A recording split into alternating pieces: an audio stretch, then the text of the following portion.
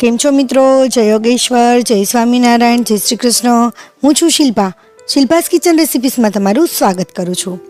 બટેટાની wafer જ્યારે આપણે બનાવીએ ત્યારે વેફર પાડતી વખતે આપણે વેફરનું આવું મશીન એટલે કે આ સ્લાઇડર વાપરતા હોઈએ છીએ અને આની બ્લેડ વાગી જવાની પણ બીક લાગતી હોય છે. જો 20 કિલો વેફર આપણે પાડવી હોય ને તો લગભગ 3 કલાક જેવો ટાઈમ તો વહી જ જાય છે. તો આજના એપિસોડમાં આપણે એ જોવાના છીએ કે 20 કિલો વેફર માત્ર અડધી જ કલાકમાં કરી નાખવી હોય તો કઈ રીતે કરીશું. આમાં આપણો સમય પણ બચશે અને આ કેટલું ઉપયોગી છે કે આ રીતે વેફર બનાવાય કે નહીં એ પણ તમને હું અહીંયા બતાવીશ. અહીંયા બીજી કઈ કઈ વેફર આ રીતે બની શકે કે નહીં અને આ ટ્રીક આપણે કઈ કઈ જગ્યાએ વાપરી શકીએ એ જોઈશું. તો વિડીયો શરૂ કરીએ એ પહેલાં મારે તમને એક વાત કહેવાની છે કે જો તમે મારી ચેનલને હજી સુધી સબસ્ક્રાઈબ ના કર્યું હોય ને તો સબસ્ક્રાઈબ કરી લેજો, કેમ કે હું આવા જ નવા વિડીયો લાવતી રહું છું. અને બાજુમાં જે બેલ આવે ને એને પણ ઓન કરી દેજો, જેથી નવા વિડીયોની નોટિફિકેશન તમને આવે અને નવો વિડીયો તમે તરત જોઈ શકો. અને હા, વિડીયો કેવો લાગ્યો ને એ મને કમેન્ટમાં જરૂર જણાવજો. જો વિડીયો તમને થોડો પણ ઉપયોગી બને તો બીજા સાથે શેર જરૂર કરજો, જેથી એમને પણ ઉપયોગી બની શકે. તો ચાલો આપણે બનાવવાનું શરૂ કરીએ.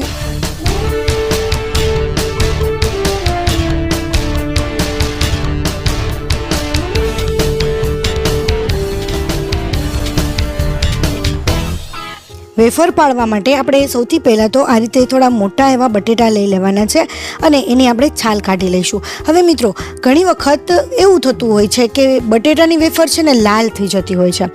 તો બટેટાની વેફર એકદમ સફેદ બને અને જરાય પ્રોબ્લેમ ન આવે એના માટે આપણે શું ધ્યાન રાખવાનું છે કે એના બટેટા છે ને એકદમ પરફેક્ટ હોવા જોઈએ. કેવા બટેટા કે સ્ટોરેજ કરેલ વિનાના બટેટા લેવાના છે.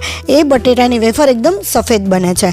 તો આપણે બટેટાની વેફર જો પાડીએ ત્યારે એકદમ ફટાફટ બનાવવી હોય ને તો એના માટેનું આપણે આ મશીન જોઈ લઈએ.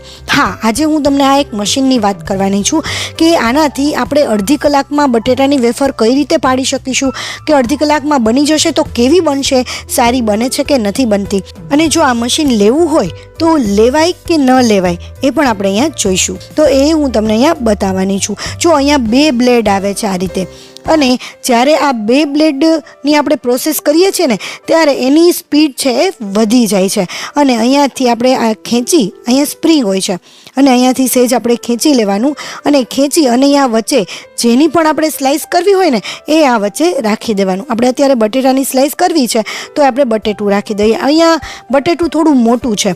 જો ઘણી વખત એવું થતું હોય કે મોટું બટેટું હોય અને તમારે જો આડું રાખવું હોય તો તમે આડી સ્લાઇસ કરી શકો છો, તો વેફર એકદમ મોટી બનશે.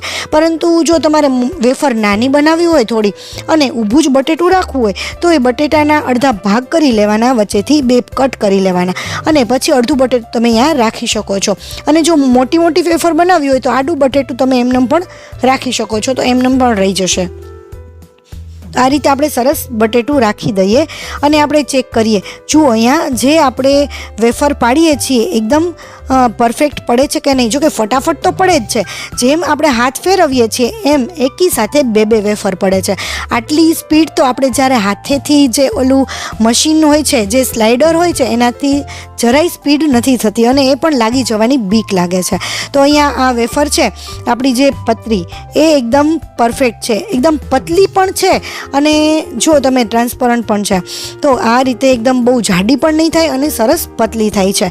એ આપણે તો અહીંયા જોઈ લીધું. પરંતુ હવે આપણે એ જોઈશું કે આના પછી આપણે આનો યુઝ કઈ જગ્યાએ કરી શકીશું. તો અહીંયા મેં બીટ લીધું છે. હવે આ બીટ છે ને એ તો એકદમ કઠણ હોય છે. તો બીટની જ્યારે આપણે કોઈ પણ જગ્યાએ યુઝ કરવો હોય ને તો એનું આપણે કટ કરીએ ને ત્યારે એ થોડું વધારે આપણને બળ વાપરવું પડતું હોય છે. પરંતુ અહીંયા મારે બીટની ફાકી એટલે કે બીટનો પાવડર બનાવવો છે. તો એના માટે હું આ સ્લાઇસ કરું છું. તો એ બીટને મેં સરસ ધોઈ લીધા છે એટલે હું છાલ કાઢતી નથી અને છાલ સહિત જ હું આ રીતે એની સ્લાઇસ કરી લઈશ. તો જુઓ, બીટ એટલા કઠણ હોય છે ને તો પણ એની સ્લાઇસ ખૂબ જ સરસ રીતે થાય છે. અને હા મિત્રો, આ બીટનો પાવડર છે ને એ કઈ જગ્યાએ યુઝ થાય છે ખબર છે તમને? જે જગ્યાએ તમારે શાકનો કે પંજાબી શાકનો કે કોઈ પણ વસ્તુનો કલર જો તમારે એકદમ રેડ કરવો હોય ને ત્યારે આ બીટનો પાવડર ખૂબ જ ઉપયોગી બને છે. જે કલર આવે છે બહારનો જે એ કેમિકલવાળો હોય છે અને એ કલર આપણા સ્વાસ્થ્ય માટે ખૂબ જ હાનિકારક હોય છે. તો આપણે આ રીતે જો બીટનો પાવડર બનાવીને રાખી લીધો હશે ને તો એ ઘણી બધી જગ્યાએ યુઝ થઈ શકશે. તો મેં આ રીતે બીટના પાવડર બનાવવા માટે બીટની પણ સ્લાઇસ કરી લીધી. તો એ સ્લાઇસ પણ ખૂબ જ સરસ થઈ અને અહીંયા તમે જોઈ શકો છો કે આપણું જે કોઈ પણ બટેટું હોય કે બીટ હોય કાંઈ વેસ્ટેજ નથી જતું. મેં લગભગ 20 કિલો જેટલા બીટ લીધા હતા. તો એ બીટ ફટાફટ થઈ ગઈ, અડધી જ કલાકમાં એની પણ સ્લાઇસ થઈ ગઈ અને મેં એની સુકવણી પણ કરી દીધી છે. તો આ રીતે જુઓ તમે, અહીંયા આ 2 સ્લાઇસર આવે છે અને એની નીચે જે છે ને આ રબર આવે છે. તો એ રબર આપણી લાદીમાં ચોંટી જતું હોય છે, એ જરાય ખસતું પણ નથી, જેથી આપણી વેફર જે છે એ એકદમ ફટાફટ બની જાય છે. તો આ અહીંયા 2 બ્લેડ છે, 2 બ્લેડ છે એટલે એની સ્પીડ પણ વધી જાય છે. આપણને પણ લાગી ના જાય એટલા ધ્યાન રાખવાનું અને બાળકોથી થોડું દૂર રાખવાનું. તો મિત્રો, આ વેફર પાડવાનું જે મશીન છે ને એ મને ખૂબ જ ગમ્યું છે. એકદમ મસ્ત વેફર પડી છે. તો તમને કેવું લાગ્યું ને એ તમે મને કમેન્ટમાં કહેજો. જો તમારે વેફર પાડવા માટે આવું મશીન લેવું હોય ને તો તમે લઈ શકો છો. મિત્રો, તમને મારી આ માહિતી થોડી પણ ઉપયોગી બની હોય તો બીજા સાથે શેર જરૂર કરજો, જેથી એમને પણ ઉપયોગી બની શકે. અને તમને મારી આ માહિતી કેવી લાગી ને એ તમે મને કમેન્ટમાં જરૂર કહેજો. અને જો ચેનલને સબસ્ક્રાઈબ ના કર્યું હોય ને તો સબસ્ક્રાઈબ પણ કરી લેજો.